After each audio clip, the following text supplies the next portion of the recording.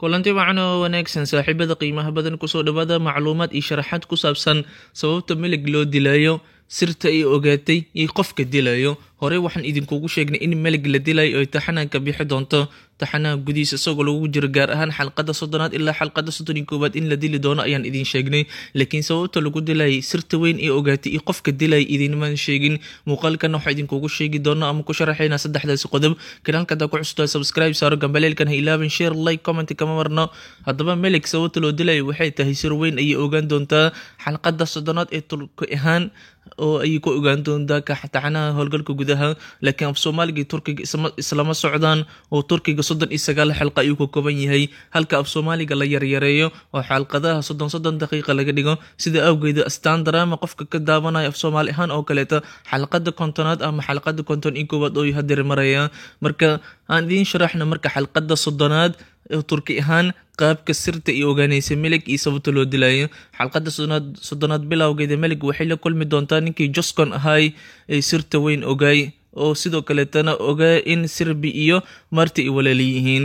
Haddaba melig ayaa biskoolad ku qaban doonta Joskon waxayna leedahay ii sheeg sababta aad Marti ugu sheegi weysay qoyskiisii, sidoo kale tana Sirbi maxaad ugu sheegi weysay qoyskiisii ii sheeg ayay leedahay.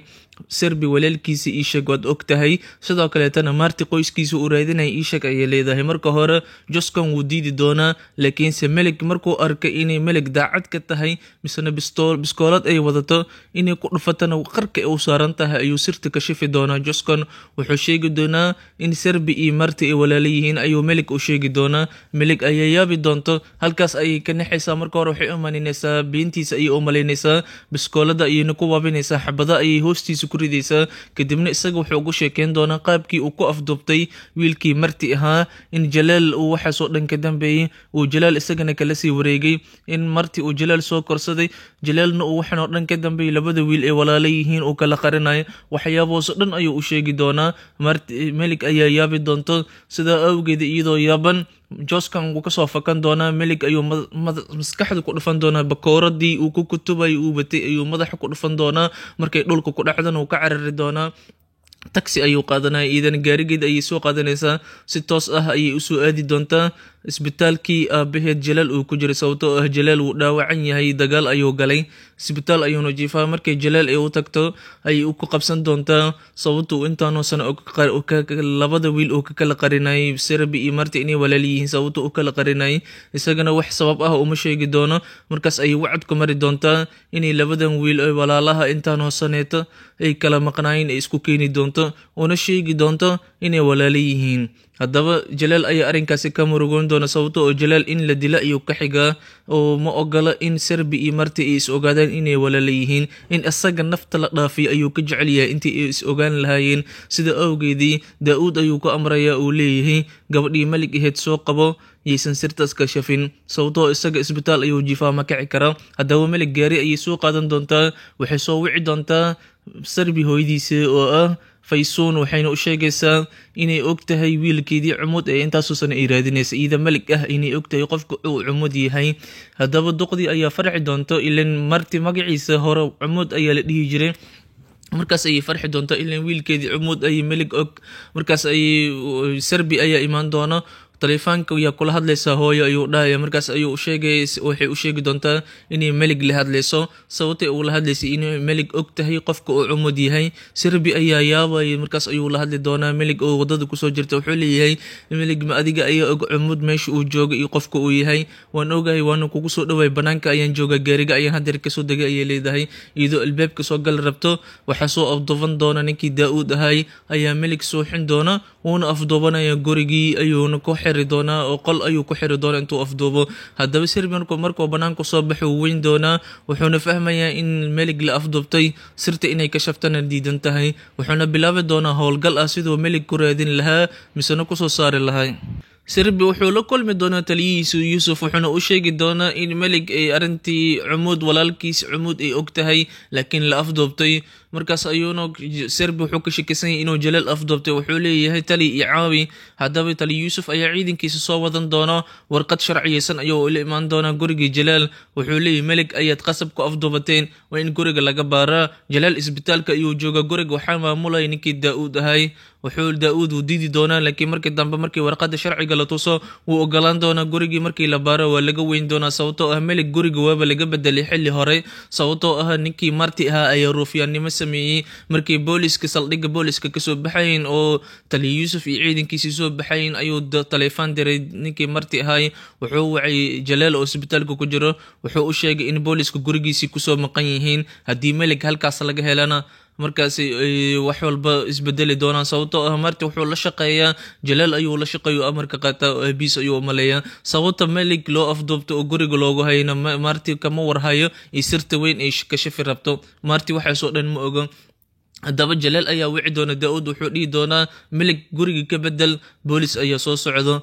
markii melig guriga laga bedelo guri kale ayaa la geyn doonaa melig oo halkaas ayaa lagu afduubi doona, halkaas qasab ayaa lagu hayn doona. wax dhib looma geysanayo ileen qoyska ay ka tirsan tahay, laakiinse inay banaanka baxdo misena la kulanto serbi ama marti ayaa la diidan yahay oo sirta ay ka shafto. marka jalaalna gabadhiisa ma dili karo, laakiin guriga ayuu ku haysanaya. wuxuu leeyahay intaan dhakhtarka kasoo baxay oo ka caafimaadaya gabadhaas haliyahaysan banaanka bixin ayuu dhihi doonaa. kadibna serbi guriga ayuuba imaanaya isaga, ilaan ciidanka jalaal ayuu ka tirsan yahay.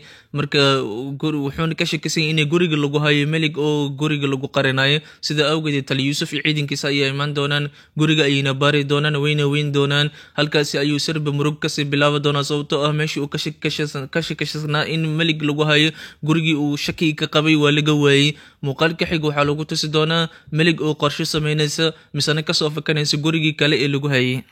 melig farsamo ayay samayn doontaa, ciidankii ilaalinayay oo rag iyo dumar isugu jireen ayay kasoo fakan doontaa, gaari ayayna soo qaadan doontaa.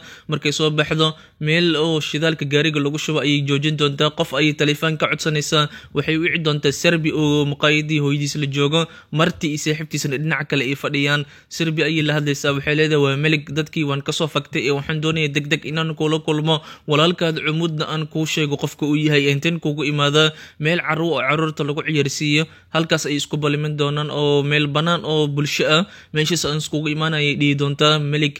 haddaba serbi ayaa degdeg meeshii kusoo aadi doona. dhanka kale isla melig isla waqtigaas waxay wici doontaa marti oo saniga muqaayadi dhinac ka jooga, iyo taleefaanka markuu ka qabto wuu yaabi doonaa. melig intay joogta ayuu leeyahay war iga dhaaf ayay dhehaysaa, waxaad iigu imaataa carabo hebel iigu imo oo meel bulsho ah. isla meeshii ay serbi ku balamisay ayay martina ku balaminaysaa. waxay leedahay howl walbaad haysid jooji, degdeg iigu imo, arrin muhiim ayaan kuu sheegaya.